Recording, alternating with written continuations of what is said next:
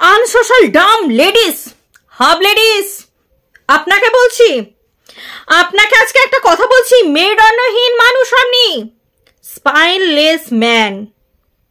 আপনার কোনো স্পাইন নেই, আপনি হচ্ছেন মেরুদণ্ডহীন মানুষ। আপনি পরের কথায় চালিত হন, আপনার ভেতরে কোনো রকম নিজস্বতা নেই। বড় ব্লগারটা কার দানে হয়েছিলেন? দুটো নারীর দানে, এক আপনার দিদি, এক আপনার প্রাক্তন স্ত্রী। এই দুটো নারীর দানে হয়েছিলেন। আপনার কোনো ক্ষমতা নেই। আপনার যদি ক্ষমতা থাকতো তাহলে 25,000 করতে আপনাকে মানে যতটা সম্ভব 175 কি 1,75,000 কি 1,78,000-এ যখন চলে যায় আর কি, আমাদের টিনা যখন চলে যায় এ বাড়ি ছেড়ে, তখন কিন্তু আপনাদের সাবস্ক্রাইবার এরকমই ছিল। 25,000 করতে বা 22,000 করতে এত টাইম লাগতো না। লাগছে কেন? যদি আপনার মুখ বিকেই এই চ্যানেলটা এখানে এসে দাঁড়াতো। একদম ভাববেন না, ভুল ধারণা নিজের মধ্যে কিন্তু একদম পোষণ করবেন না। আপনার জন্য কিন্তু আপনার চ্যানেলটা এরকম করে দাঁড়ায়নি। শুধুমাত্র দুটো নারীর দান আছে, 1,75,000 বা 1,78,000 যেটুকু হয়েছে। তারপরে যে 2 লাখ করার জন্য যে 22,000 কি 25,000 লাগে, সেই সাবস্ক্রাইব গেইন করতে এত মাস টাইম লাগছে কেন আপনার? সেখানে গিয়ে দেখুন আপনার প্রাক্তন স্ত্রী কম আর আপনার থেকে অনেক পরে সে চ্যানেল খুলে আজ 60,000 পেরিয়ে গেল। কি ব্যাপার? আপনি আপনার ভেতরে খুব অহংকার না? আপনার কোনো কিছু দরকার নেই, খুব অহংকার। এই অহংকারী ডগমগ করছেন। আপনাকে বলি না আপনি স্পাইনলেস ম্যান। কেন বলি বলুন তো? আজও আপনি চলছেন আপনার পাতানো দিদির চিন্তা ভাবনায়। আপনার পাতানো দিদি সেদিন বলেছিল লাইভে যে সে ফোর্সফুলি তোমাকে দিয়ে স্ট্রাইক দেওয়া করাবে। আজ সেটা সত্যি হলো। গতকালকে মিছিল পিদির একটা ভিডিও দেখলাম, তাতে আপনি স্ট্রাইক দিয়েছেন হাব লেডিস। তাজ্জব লাগছে, আপনার ভেতরে তো মানবিকতা নেই। আপনার সাথে তো মিছিল পিদির কোনো শত্রুতা নেই, কোনো শত্রুতা নেই। তাহলে আপনি কেন স্ট্রাইকটা দিলেন? শত্রুতা যদি থাকে আপনার দিদির ছিল, পতিতার ছিল, আপনার তো ছিল না। আপনি কেন স্ট্রাইকটা দিতে গেলেন? আপনার তো দেওয়া উচিত নয়। আপনি তাহলে আপনার মানে দিদির কথা মতন এখন চলছেন। তাহলে বুঝুন ভিউয়ার্স, তোমরা বোঝো ওই দিদি কতটা মাথার ওপরে ছড়ি ঘোরাচ্ছে, সেটা তোমরা বোঝো। ছড়ি ঘোরাচ্ছে বলেই তো তাকে বলিয়ে এত অধিকার তাকে দিয়ে অন্য কারোর চ্যানেলে স্ট্রাইক মারা করাচ্ছে। মানে এর এতটা অধিকার রয়েছে এই দিদির। কেন এত অধিকার রয়েছে? তাহলে কি কিছু ব্যাপার রয়েছে? কি ব্যাপার রয়েছে যার জন্য এত অধিকার ফলাচ্ছেন?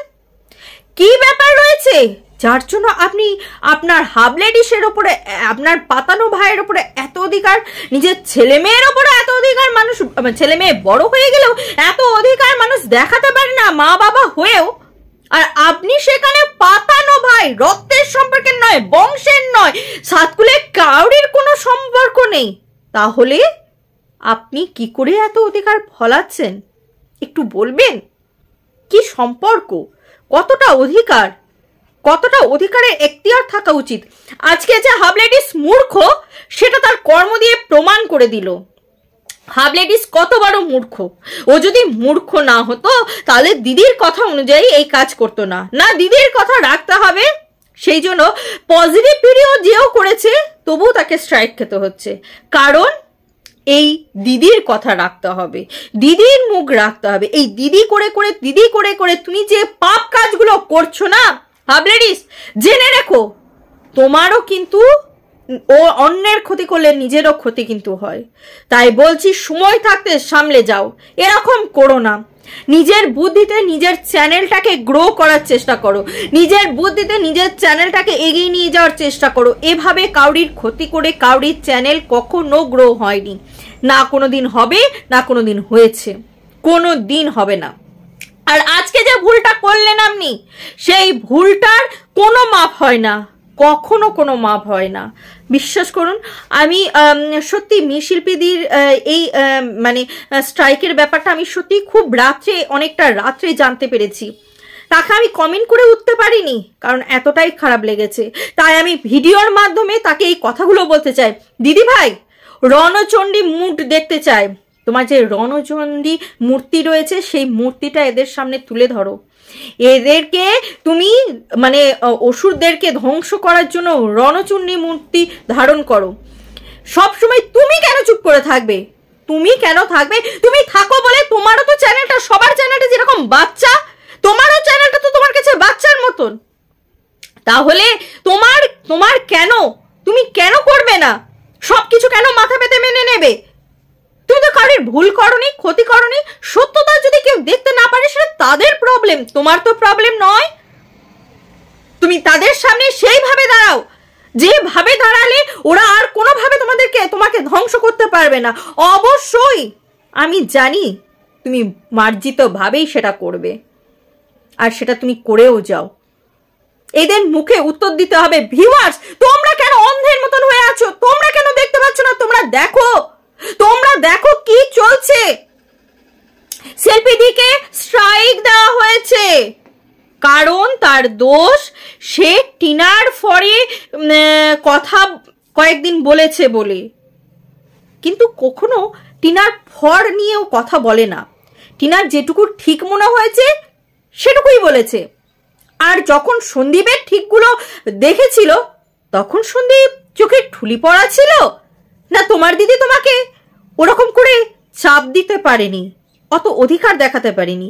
তোমার অধিকারটা এতটা কিসের? সন্দেহ তো লাগবেই। মানুষের তো সন্দেহের মতন তোমরা কাজ করছো। তা না হলে একটা দিদি কিভাবে, তাও নিজের দিদি হলে হয়, পাতানো দিদির জন্য নিজের দিদির সম্পর্ক নষ্ট করলো, নিজের বউয়ের সাথে সম্পর্ক নষ্ট করলো। সব ঊর্ধ্বে হচ্ছে ওর পাতানো দিদি। আর ওই সর্বনাশী মহিলাটা সবার জীবনে এসে ধ্বংস করে যাচ্ছে, নষ্ট করে যাচ্ছে। আর এই ভেবে ও ভাবছে নিজের সামনে এগিয়ে যেতে পারবে, কারণ মিশিলপিদি ওর সামনাসামনি প্রতিযোগী ছিল।